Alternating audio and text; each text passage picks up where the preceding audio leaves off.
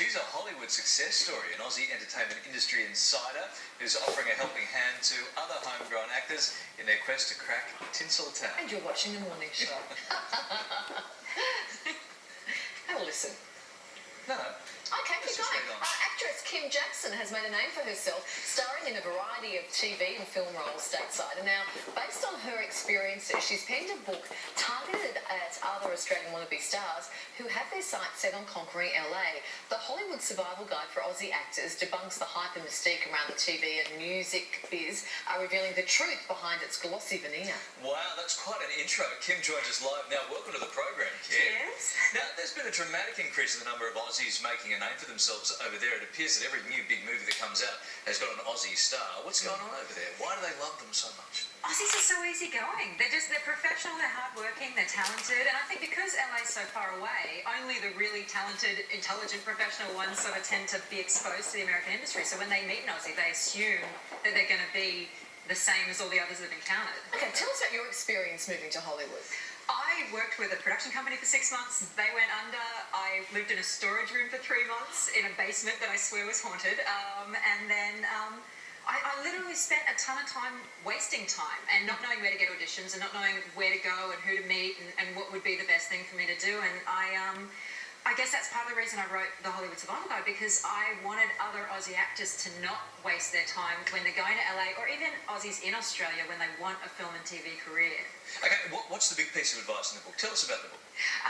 The book is it's literally a textbook. It explains how the entertainment industry works from start to finish, relating to actors and relating to film and television. So it goes through the structure of a casting office, a production company, how films are financed, how to behave in auditions, how to behave on set, basics like who all the different crew members are on a film set, things that actors need to know in order to get started, and also just where to start, what classes to go to in Australia and in Los Angeles, so people can start in each country. Because for every Hugh Jackman or Chris Hemsworth or Liam Hemsworth, there are 500 other Aussies who aren't making it. Oh, yeah. What's the one biggest mistake you think that they make when they hit LA? I feel like they don't understand the importance of the relationships and building relationships, and I think they waste a lot of time on getting their green card and getting settled and all of the silly little tiny things that every actor has to learn.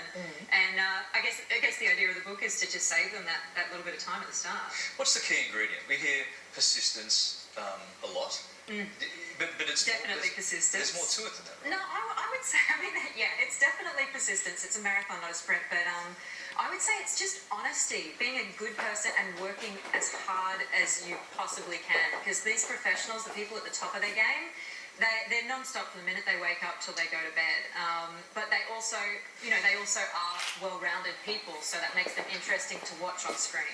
Okay, but it's also, there's lots of talent out there. So I think it's the persistence. Is it 99% persistence? It's a lot of who you know and persistence. It's a combination of the two, because you're forming these relationships over years. And if you're just consistently hardworking, diligent, professional and talented, then you're going to keep on getting work with those same people that you've worked with before and with new people that you meet along the way. Getting the work, I think it's getting the work in the first place. Yes. That's the key, because Absolutely. I think once everyone gets there, they're prepared to work hard, but it's just getting that initial break. Even getting an audition is an accomplishment in LA, and that's the idea of the book, because you could be the best actor in the world if you're not getting the auditions, then no one's going to know about it. Yeah. So you've done some screenplay writing as well.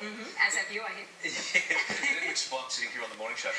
It's a very successful screenplay writer. Has that helped you in the audition process, knowing, coming from a background perspective as well, Yes. knowing how a character's written, the character arcs, etc.? Yeah, it's a very similar process that what actors go through when they're breaking down a character and what writers go through when they're breaking down a script. But for me, it's definitely about the acting. The screenwriting's just a time sort of filler on the side. Yeah, okay. Tell us about the casting couch. Ooh, Is that something you've experienced? Like, has someone ever propositioned you, if you want the part, this is what you have to do?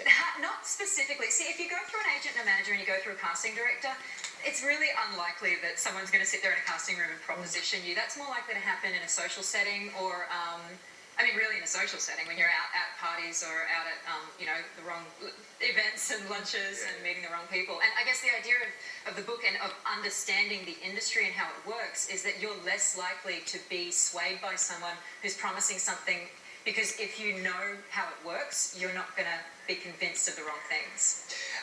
What are you doing next? What happens now? You're focusing on the acting, or now you've written the book? Did you enjoy that process enough to write it? I had a huge slog of films that I shot last year and at the start of this year, and I've spent the past 2 months working on this, and then I guess everything, it seems like everything's coming out over the next 6 months. I've got a couple of films coming out. I've got Rider Country with Rowena Wallace and Conrad Colby, Lara Cox and Peter Sumner. Right.